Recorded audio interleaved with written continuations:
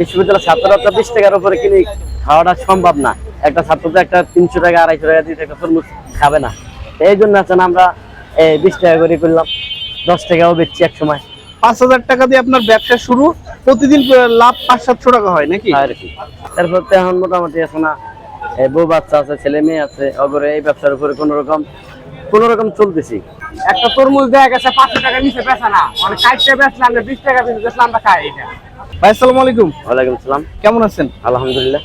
আচ্ছা, আমরা দেখি যে সচরাচর মানুষ হচ্ছে তরমুজ পিস হিসেবে বিক্রি করে, আপনি কেন হচ্ছে কেটে কেটে বিক্রি করতেছেন? এই জন্য কেটে বিক্রি করে আমাদের ঢাকা বিশ্ববিদ্যালয়ের ছাত্ররা তো সবাই তার 20 টাকা 30 টাকার উপরে খাইতে পারে না। এই জন্য সর্বোচ্চ 20 টাকা, একটা ছাত্র 20 টাকা সর্বোচ্চ খাইতে পারে। এই জন্য আমরা মানে বিশ্ববিদ্যালয়ের ভিতরে কাইটা বিক্রি করি। সব মিলাই হয় মানে আমরা 500-700 টাকা থাকে।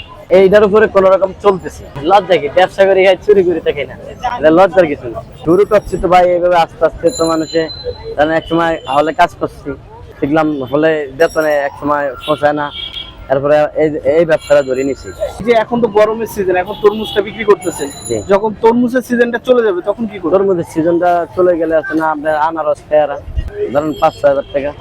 5-6 হাজার টাকা নিয়ে শুরু করেছেন।